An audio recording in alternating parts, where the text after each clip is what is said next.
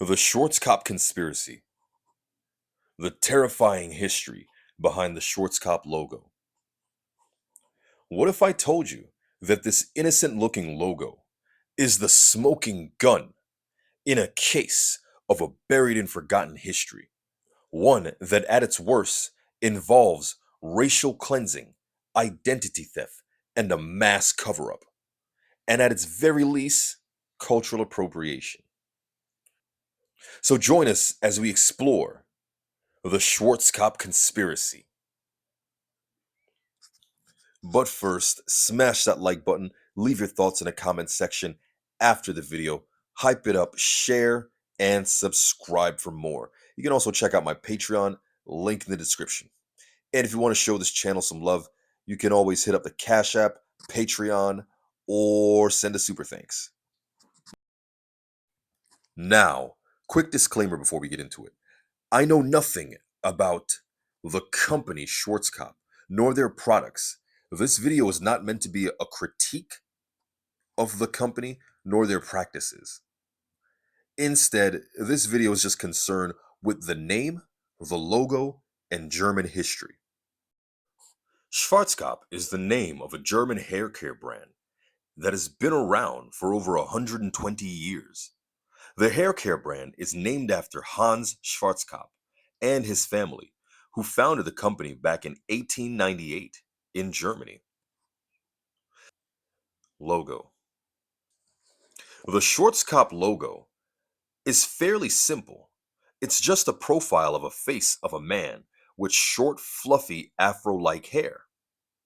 The profile is distinctively European, as the features are consistent, especially in the nose and the lips. Now, I know I'm not the only one who's looked at this logo and said, why does this guy have black hair? I can't be the only one who's thought that. You've thought that too. And there's a terrifying reason behind it. Schwarzkopf is a German Jewish name. The name Schwarz is German for Negro, which is Spanish for black. The word Kop is also German for head. So essentially, Schwarzkopf means Negro heads or black heads.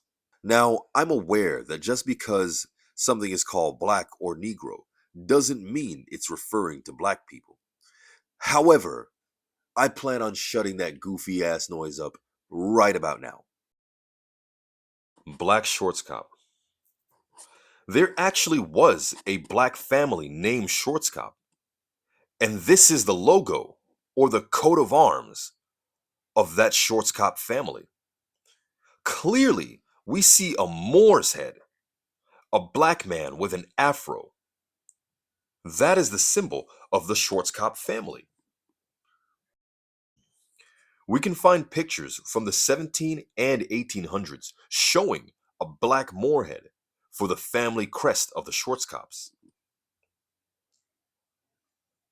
Now, there are some who would believe that these are servants, but these are not servants, they are nobility. In the text, we can see the word von Schwarzkopf. Von is used in German, usually to denote noble patrilineage, meaning from. So there really was a noble black family named Schwarzkopf in Germany, and their crest is a moorhead, which is a black face, a profile of a black face with an afro. As the meaning of Schwarzkopf is black head, this version makes more sense as it's literally a black head. Now, Schwarzkopf is also a Jewish name, meaning these are black Jews. But considering the style is a Moorhead, they were probably Moorish Jews. Moors. The word Moor is rooted in the Greek word mavro, meaning black. All over Europe, we find the coat of arms of black nobility with Moor heads in their heraldry. The Moors were black Muslims primarily from North Africa who served the Arab Umayyad Caliphate and ruled parts of Europe, especially Iberia, until the Reconquista in 1492. In Coburg, Germany, The Moors are celebrated with depictions of Saint Maurice found in many places throughout the city.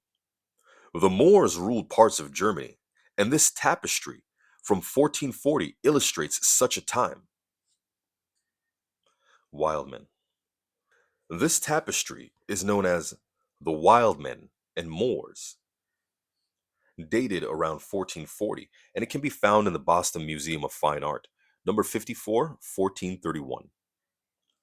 The exact story taking place here is not certain, but from what we can see, black Moors are defending their king and queen and castle from invading wild, hairy white men. These hairy, wild men live in the forests, and there are several stories throughout Europe about the wild men.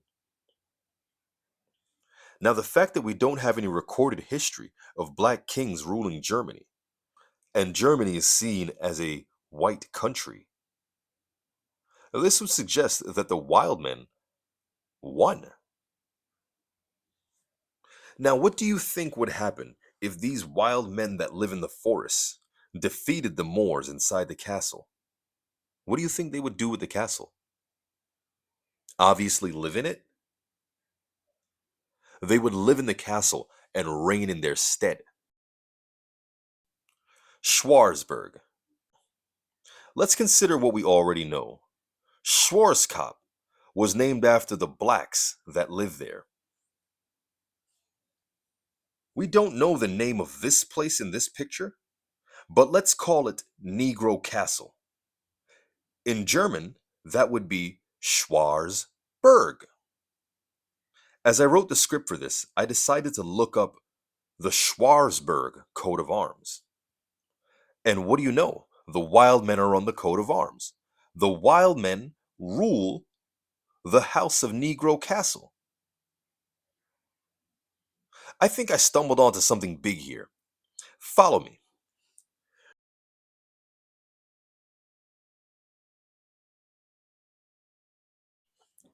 The wild men are seen here invading a castle of blacks, essentially a Schwarzburg.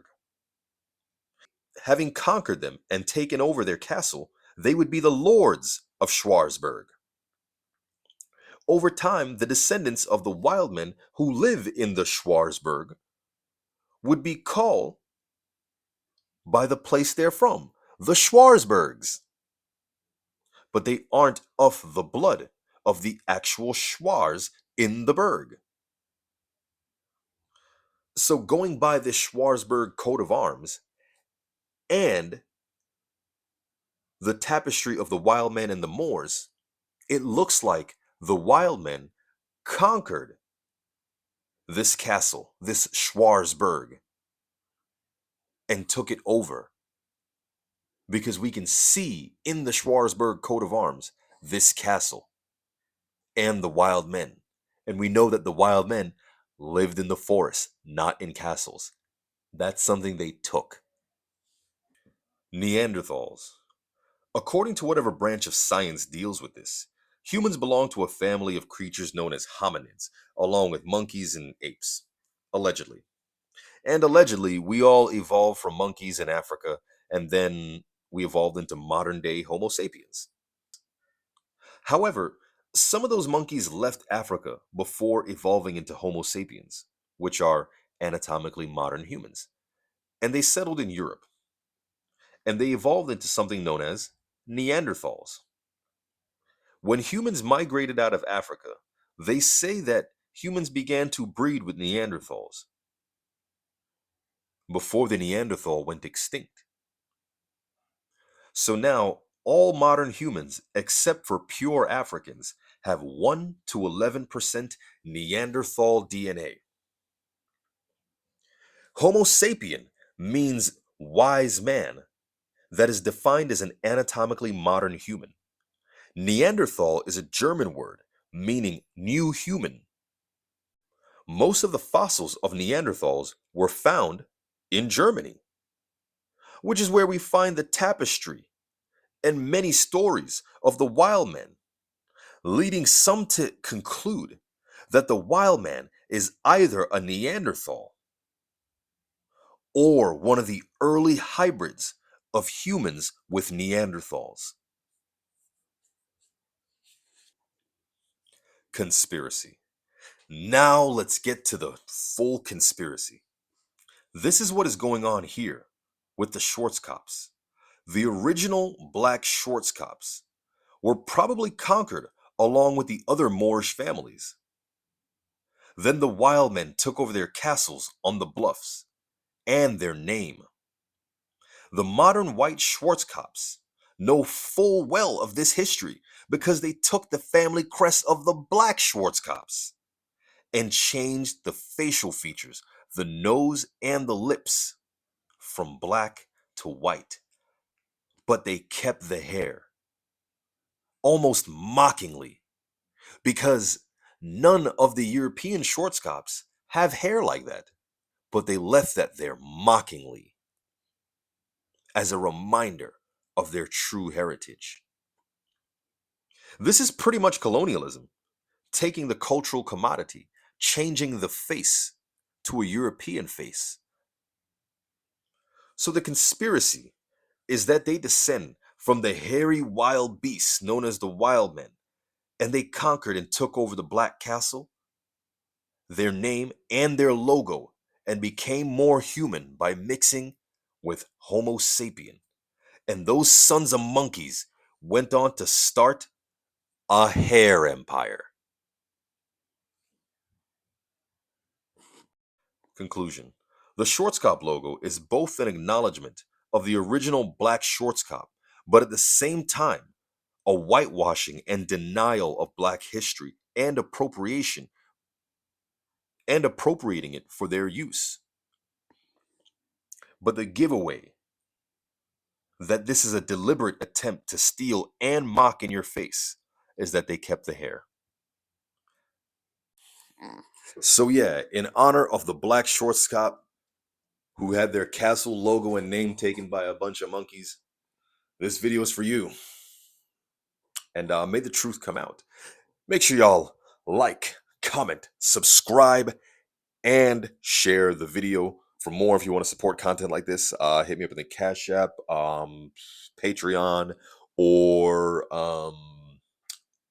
Super Thanks. Yeah.